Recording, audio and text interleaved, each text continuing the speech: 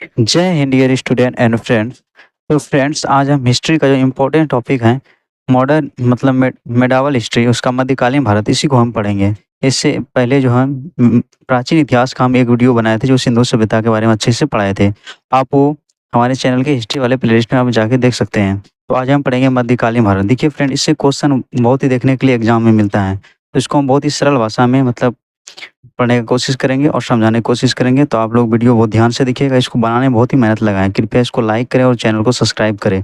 और लास्ट में हम इसको जो प्रीवियस ईयर का क्वेश्चन पूछा गया उसको रखे हुए हैं। तो चलिए फ्रेंड, इसको हम स्टार्ट करते हैं।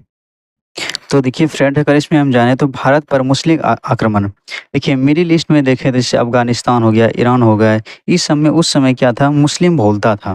तो ये सब क्या करता था, नए नए देशों का मतलब खोज करता था, नए नए प्रांतों का, और इस पर उस पर आक्रमण करता था, वहाँ धन दौलत लूटता था और इस्लाम धर्म का कुछ प्रचार करता था। और बाकी बात ये क्या करता, अपना मातृभूमि पर लौट जाता। तो उसमें सबसे पहले जानेंगे अरब के बारे में। तो पहले अरब आक्रमण, जो अरब आक्रमण जो होता था, उस अरब आक्रमण की ओर से कौन क्या था, ये क्या था, मोहम्मद बिन कासिम। उसके बाद तुर्क जाने, तुर्क तुर्क में दो था, एक था महमूद गजनवी और एक था मोहम्मद गौरी। तो इसके दोनों को बारे में जानेंगे। इसने जो मोहम्मद बिन कासिम ने जो किया था, ये सबसे पहले 712 में ये सफल आक्रमण किया था। 11 में भी किया था लेकिन वो सफल नहीं हुआ था। तो हम आगे चलते हैं और जानते हैं। तो देखिए फ्रेंड्स, सब सर्वप्रथम जो आक्रमण किया था 711 ईस्वी में उबैदुल्ला के नेतृत्व में पहला अभियान जो हुआ था, एक अभियान सिंध भेजा गया था, मतलब जो राजा था वहाँ से भेजा गया था, किंतु यह पराजित हुआ और मारा गया। तो ये पहला सफल आक्रमण नहीं हुआ था, क्योंकि उसमें क्या हुआ, जिसको ये भेजा था वो मारा गया। जो राजा उसको भेजा भेजा था उसको मतलब मारा गया, वो यहाँ पे अधिकार नहीं कर पाया। दूसरा अभियान जो था, उसके दूसरा अभियान जो था वो बुदैल के नेतृत्व में हुआ, लेकिन यह भी असफल हुआ। तो दो आक्रमण पहले हुआ था लेकिन दोनों ये क्या था, असफल था। अब देखो तीसरी आक्रमण होता है। तीसरी आक्रमण जो अभियान जो हुआ था, ये 712 ईस्वी में मोहम्मद बिन कासिम के नेतृत्व में हुआ था। ये कहाँ हुआ था, सिंध क्षेत्र में हुआ था, जो पाकिस्तान में पड़ता है। मोहम्मद बिन कासिम ने सिंध के शासक दाहिर को पराजित किया। किसको पराजित किया था, दाहिर को पराजित किया। दाहिर युद्ध में मारा गया। क्या हो गया, दाहिर युद्ध में मारा गया। और इसका इस पहली सफल आक्रमण हुआ था। तो 700 फिर आया मोहम्मद बिन कासिम ने 713 में मुल्तान को भी जीत लिया। मुल्तान ये पड़ता है पाकिस्तान में अभी।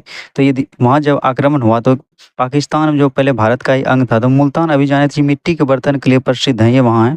तो इस क्षेत्र में ये पहली बार सफल आक्रमण किया। और उसी क्षेत्र से क्या होगा, धीरे धीरे बढ़ते बढ़ते पूरा भारत पे इसका मतलब इसका नेतृत्व, मतलब इस्लाम धर्म का मतलब प्रचार प्रसार होने लगा। और बहुत सा ये पहले क्या करता था, यहाँ पे लूटता था, और कुछ तो ये गुलामों के हाथों छोड़ के बाकी बात ये लौट जाता था। लेकिन धीरे धीरे जब यहाँ पे खनिज संपदा तब देखा, तो ये क्या कर दिया, यहाँ पे मतलब पूरा इस पे कब्जा करने का ये सोचने लगा। तो पूछेगा सबसे सफल आक्रमण जो हुआ था कब हुआ था, 712 में हुआ था। किसके नेतृत्व में, मोहम्मद बिन कासिम के नेतृत्व में। तो ये ध्यान रखिएगा। अब नेक्स्ट जानते हैं। अब देखिए, मोहम्मद बिन कासिम ने भारत पर सबसे पहले जजिया कर लगाया। देखिए, जिस विजित प्रदेश जहाँ पे जीता था वहाँ पहली बार जजिया कर लगाया था। कर एक प्रकार का टैक्स होता है, ठीक है। कर मुसलमानों से लिया जाता था, जो गैर मुसलमान होता था, जो मुसलमान नहीं होता, उससे कौन सा कर लिया जाता था, जजिया लिया जाता है। बहुत ही इंपॉर्टेंट क्वेश्चन है, पूछे आप पहली बार जजिया कर किसने लगाया था, तो मोहम्मद बिन कासिम ने ही लगाया था। ये ध्यान रखिएगा। ये क्या होता था, जो मुस्लिम नहीं होता था उसी से लिया जाता था।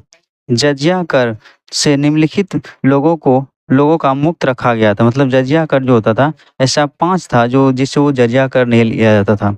जैसे हो गया बच्चा हो गया, उसके बाद बूढ़ा हो गया, औरत हो गया, विकलांग हो गया और ब्राह्मण हो गया। तो इस सबको क्या कर रखा था, जजिया कर नहीं लिया जाता था। जजिया कर किससे लिया जाता है, जो मुस्लिम नहीं जाता, मतलब गैर मुस्लिम से। तो ये ध्यान रखिए, बहुत ही क्वेश्चन पूछा जाता है। अब देखिए फ्रेंड्स, यहाँ पे एक जानने वाला बात है, नोट में जानेगा। एक था फिरोज शाह तुगलक ने ब्राह्मणों पे भी जजिया कर लगा था। इसका एक कंडीशन था, इसका जो मम्मी था ये था हिंदू, मतलब हिंदू ब्राह्मण था, उसी से शादी किया था। और इसका पिताजी था वो मुस्लिम था। जब ये शादी किया, जब ये गद्दी पे बैठा, तो इसको सब मतलब अलग नज़र से देखने लगा कि हिंदू अगर होते हुए मतलब अच्छा शासन करेगा कि नहीं, कि मतलब हिंदू को ज़्यादा मतलब रिलीफ दे देगा। इसीलिए मतलब ये लगाया था, ब्राह्मणों पर भी जजिया कर लगा दिया था। किसने, मोहम्मद बिन सॉरी फिरोज शाह तुगलक ने लगाया था, ताकि मतलब ये मतभेद ना हो सके, इसीलिए इसने लगाया था। तो ये बहुत ही इंपॉर्टेंट क्वेश्चन है, ये ध्यान से इसको याद रखिएगा। अब देखिए नेक्स्ट, अकबर ने भी 1554 में जजिया कर समाप्त कर दिया था। तो जजिया कर किससे लिया आता था? गैर मुस्लिम से लिया आता था, लेकिन इसने अच्छा समाप्त कर दिया था। और 63 में जो किया था, ये तीर्थ पर मतलब जो रखा था उस पर भी खत्म किया था, ये ध्यान रखिएगा, तीर्थ। उसके बाद औरंगजेब ने भी 1679 में पुनः जजिया कर लगाया था। तो औरंगजेब ने कब लगाया था? 1679 में, तो ये ध्यान रखिएगा। और अभी उधर बताए फिरोज शाह तुगलक ने, उसने भी लगाया था। उसके बाद देखिए, जजिया कर को अंतिम रूप से मोहम्मद शाह रंगीला ने समाप्त किया। इसे रंगीला बादशाह भी कहा जाता है, रंगीला रंगीला कहा जाता है, तो ये ध्यान रखिएगा। तो किसने पूरा समाप्त कर दिया था? ये दिल्ली सल्तनत से राजा था, उसी ने इसको पूरा तरह से समाप्त कर दिया था। ध्यान रखिएगा, किसने समाप्त कर दिया था? तो मोहम्मद शाह रंगीला ने। तो ये बहुत ही इंपॉर्टेंट हो जाता है, तो ये ध्यान रखिएगा। अब देखिए, अरबों की सिंध विजय का कारण, क्या कारण था इसको जीतने का? देखिए, पहला जो अगर राजनीतिक कारण का जाने तो वो क्या करना चाहता था, क्योंकि उधर जो था मुस्लिम बहुल एरिया थे, इसीलिए वो क्या करना चाहता था, यहाँ पे मतलब इस्लाम धर्म का प्रचार करना चाहता था इधर भारत में। तो यहाँ पे क्या इस मुस्लिम राज्य का विस्तार करना चाहता, बढ़ाना चाहता था। उसके बाद आर्थिक में जाने तो वो लूटना चाहता, आर्थिक मतलब होता है पैसा संबंधित कार्य। तो इसमें क्या होता है, भारत को समृद्ध देश था उस समय, क्या था, बहुत ही शक्तिशाली था, अतः यहाँ का अधिकार कर धन प्राप्त करना चाहता था, ये भी कारण था। उसके बाद तीसरा में था इस्लाम धर्म का प्रचार प्रसार करना। तो ये जो था, ये तीनों कारण, ये तीनों ही इम्पोर्टेंट था। पहला क्या था, मुस्लिम धर्म का विस्तार करना। उसके बाद क्या करना, यहाँ से धन दौलत लूटना और इस्लाम धर्म का प्रचार करना। ये तीनों इसका कारण था, ये तीनों ध्यान रखिएगा। नेक्स्ट जानते हैं, देखिए फ्रेंड्स, अब अरब के बारे में जान जाते हैं। अब जानते हैं तुर्क। तुर्क कहाँ का था? देखिए, तुर्क चीन के उत्तर पश्चिमी भाग में निवास करने वाली असभ्य और बर्बर जनजाति। असभ्य का मतलब होता है जंगली, बर्बर, ठीक है। 1962 में अल्पतगीन नामक एक तुर्क सरदार ने गजनी साम्राज्य, गजनी कोई बोलाता है यामनी डायनेस्टी एम्पायर जिसको बोलता है, साम्राज्य की स्थापना की, जिसकी राजधानी कहाँ था? गजनी था। तो ये ध्यान रखिएगा, कब क्या था? 1962 में। ये कहाँ पड़ता था? पश्चिमी चीन, चीन के उत्तर पश्चिम में ये पड़ता था। उसके बाद देखिए अल्पतगीन, इसमें सबसे पहले कौन आता है शासक? अल्पतगीन। ये कब से कब तक रहता था? ये 962 से 970 ईस्वी तक ये रहता था, मतलब इसका शासन काल रहा। अब देखिए इसके बीच में इसने क्या था, इसकी राजधानी कहाँ था? इसकी राजधानी था गजनी। उसके बाद अल्पतगीन ने 1700 अल्पतगीन जो था, अल्पतगीन ने 1700 चुने हुए तुर्क अधिकारियों को नियुक्त किया। इनमें से एक सुबुकुद्दीन भी था, जो इसके बाद उसका मतलब उत्तराधिकार बनता है। उसके बाद अल्पतगीन के बाद सुकुद्दीन ही शासक बना, क्योंकि इसको इस कितना में चुना था? 1700, मतलब ये तुर्क सरदार था, अधिकारियों में इसको चुना गया था, इसीलिए इसका जो सर्वश्रेष्ठ उत्तराधिकार था यही बना था, सुबुकुद्दीन। ये ध्यान रखना है। नेक्स्ट, सॉरी इसमें सुबुतगीन होगा। नेक्स्ट जानते हो। अब देखिए यहाँ पे क्या होता है, सुबुतगीन। उसके बाद जो आया था उसके बाद यही शासक बना था। कौन बना था? सुबुतगीन, अल्पतगीन के बाद। तो यहाँ पे अल्पतगीन के बाद राजा कौन बना? सुबुतगीन बना। जो इसके 17 जो तुर्क जो मतलब सरदार को चुना गया था उसमें सबसे श्रेष्ठ था, वही उसका उत्तराधिकार बना। वो कौन था? सुबुतगीन था। तो इसका शासन कब तक रहा? उसका 62 से 70 तक, उसका 70 से 97 तक। अब देखिए, भारत पर पहला तुर्क आक्रमणकारी जो था वो कौन था? सुबुतगीन था, ठीक है।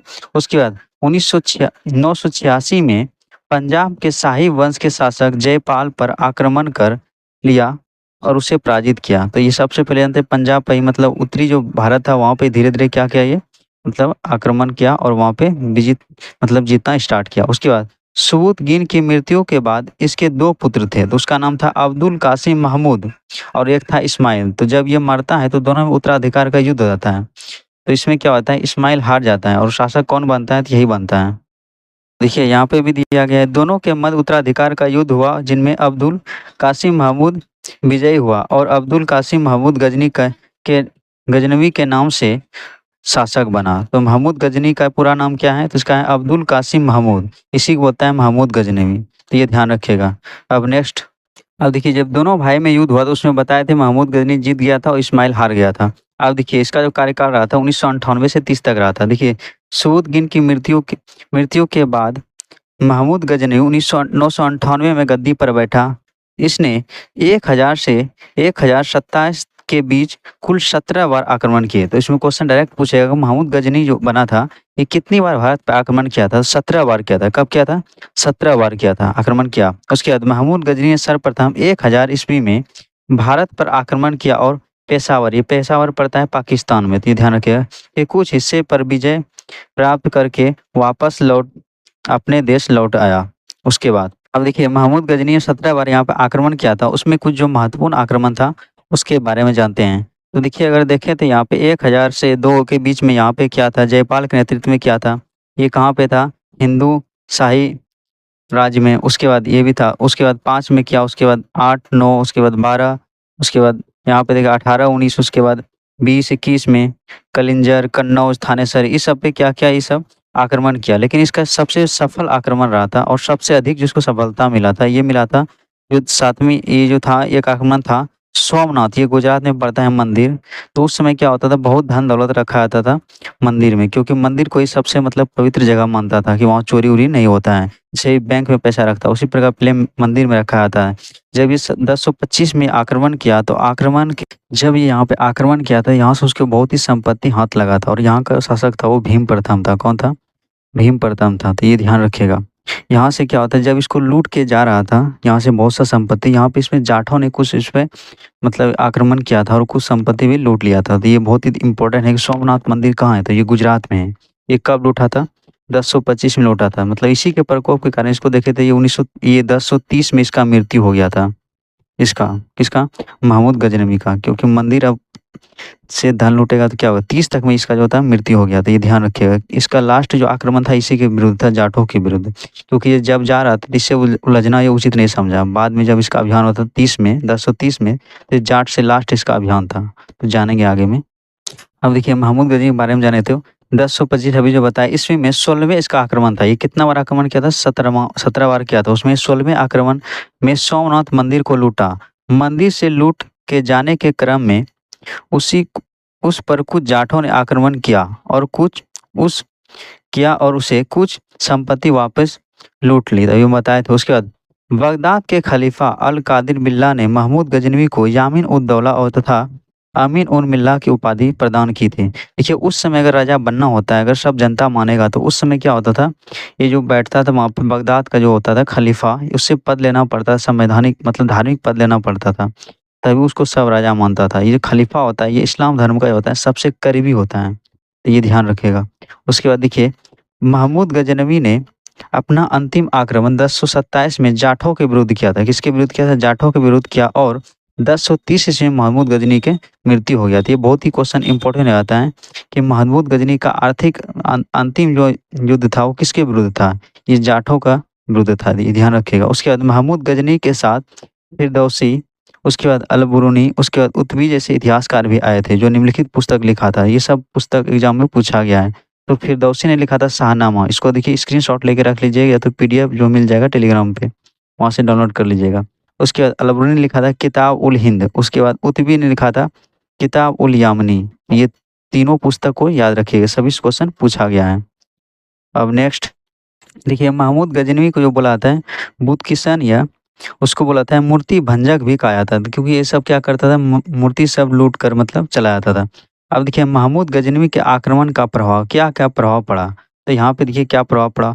भारतीय राजाओं को पराजित कर भारतीय राजनीति की कमजोरी को उजागर कर दिया। तो यहाँ पे क्या देखा भारत में, इसमें देखा कि भारतीय राजा हैं ये आपसी लड़ाई ज़्यादा होता है, तो इसका ये फ़ायदा उठा लिया। तो मतलब ये जब यहाँ पे आया तो ये देखा यहाँ पे आपसी टकराव के कारण क्या है, सभी राजा खोखला है, एक दूसरे को मतलब ये नीचा दिखाने में लगा है। तो ये इसने बताया यहाँ पे, उसको कमजोरी को उजागर कर दिया। उसके बाद पंजाब, सिंध एवं मुल्तान में गजनवी गवर्नर की नियुक्ति कर मुस्लिम शासन की स्थापना की। तो इसी ने पहले मतलब उस क्षेत्र को विजित करके और अपना गुलाम को यहाँ पे मतलब गुलाम को मतलब दे दिया गया।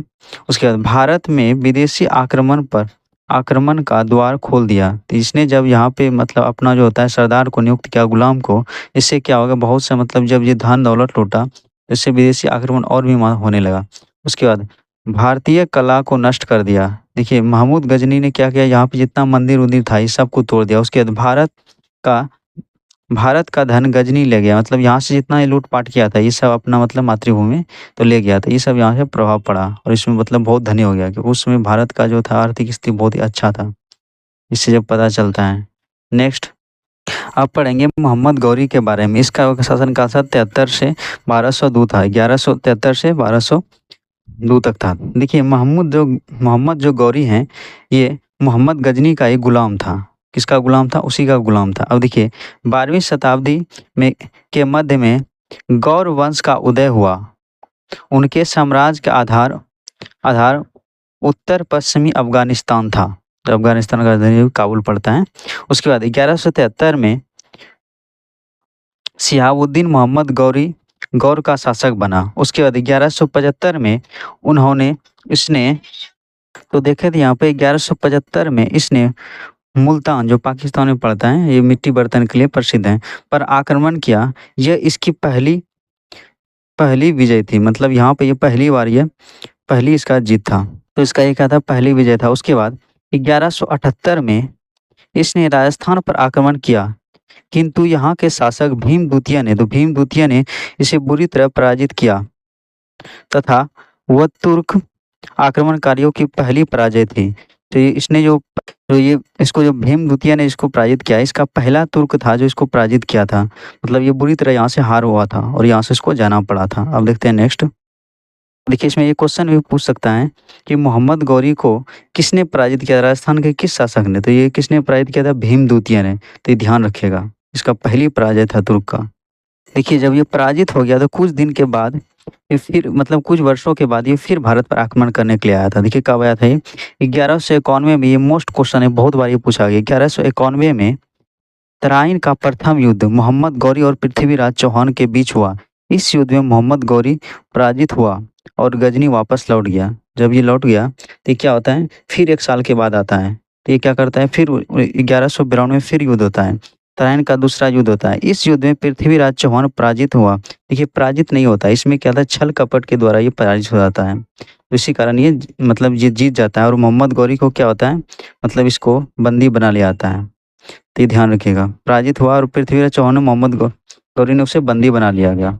क्वेश्चन पूछेगा तराइन के किस युद्ध में मोहम्मद गौरी विजय हुआ? तो इसमें दूसरा जो हुआ था युद्ध, उसमें पृथ्वीराज चौहान का हार हुआ था। तो ये छल कपट से जीता था, ये ध्यान रखिएगा।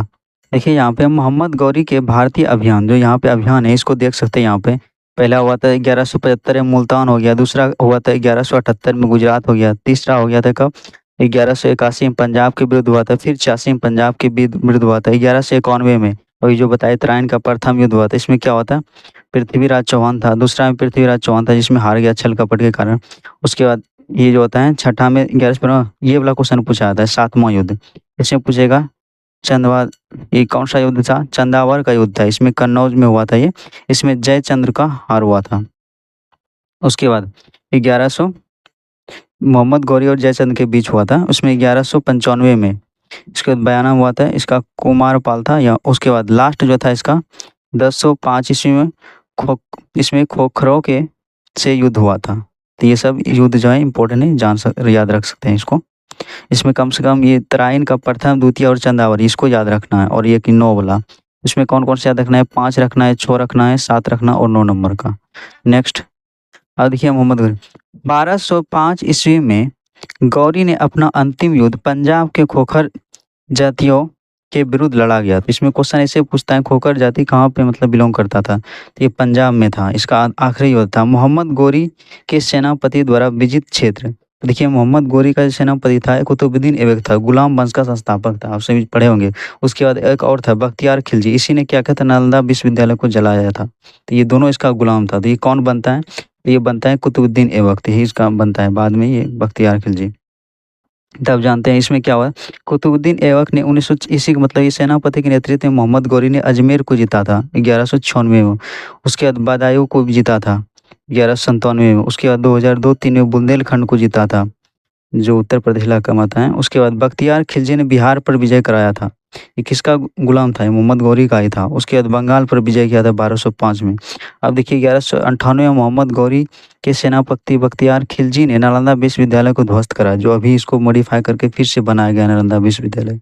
तो इसको ध्यान में रखिएगा। नालंदा विश्वविद्यालय किसने जलाया था? इसने बख्तियार खिलजी ने, इसी ने जलवाया था। नेक्स्ट, तो देखिए फ्रेंड्स, इसमें जितना भी इम्पोर्टेंट पॉइंट था इसमें हम सभी को डिस्कस कर चुके हैं। इसमें आप एक बार फिर से इसको देखिए तो आपको सही से समझ में आ जाएगा। अब इसका जो अभी प्रीवियस में जो क्वेश्चन पूछा गया उसको हम देख लेते हैं। तो देखिए इसमें पहला क्वेश्चन है, 712 ईस्वी में सिंध पर अरबों के आक्रमण के समय वहाँ का शासक कौन था? तो अभी हम बताए थे वहाँ का शासक था कौन था? तो वहाँ का शासक था दाहिर। तो इसका करेक्ट आंसर हो जाएगा ऑप्शन नंबर बी हो जाएगा। नेक्स्ट प्रश्न, तो देखिए दूसरा नंबर क्वेश्चन है, सर्वप्रथम भारत में जजिया कर लगाने का श्रेय सिंध के विजेता मोहम्मद बिन कासिम को दिया जाता है। उसके बाद उसने किस वर्ग को इस शिकार कर से पूर्णतः मुक्त रखा था? मतलब किससे ये, मतलब जो था ना ये जजिया कर नहीं लिया जाता था। अभी हम बताए थे ये किस पे नहीं लिया जाता था? ब्राह्मणों पर। लेकिन एक शासक हम बताए थे जो ब्राह्मणों से भी जजिया कर लिया था, किसने लिया था? फिरोज शाह तुगलक ने। तो उसका मम्मी जो था क्या था? ब्राह्मण था, इसीलिए। नेक्स्ट क्वेश्चन है, सोमनाथ के मंदिर पर 1025 ईस्वी में महमूद गजनवी के आक्रमण के समय गुजरात का शासक कौन था? तो बताए थे ये भीम वन था ये, उसके बाद भीम द्वितीय। तो देखिए वहाँ का शासक था कौन था? ये भीमदेव फर्स्ट था। कौन था? भीमदेव फर्स्ट था। तो इसका करेक्ट आंसर यही हो जाएगा। नेक्स्ट, तो ये क्वेश्चन है इसमें, मोहम्मद गौरी ने विजित प्रदेश की देखभाल के लिए निम्नलिखित में से किस विश्वसनीय जनरल को छोड़ गया था जो उसका सेनापति था? इसमें सेनापति इसका दो वो था, एक बताया था उसमें बख्तियार खिलजी और कुतुबुद्दीन ऐबक था। तो इसका जो बाद जो बना था ये था कुतुबुद्दीन ऐबक। तो इसका करेक्ट आंसर आ जाएगा ऑप्शन नंबर सी हो जाएगा, जो गुलाम वंश का संस्थापक था। तो ये गुलाम वंश को ममलूक वंश भी बुलाया जाता है। इसी का मोहम्मद गौरी का ये गुलाम था।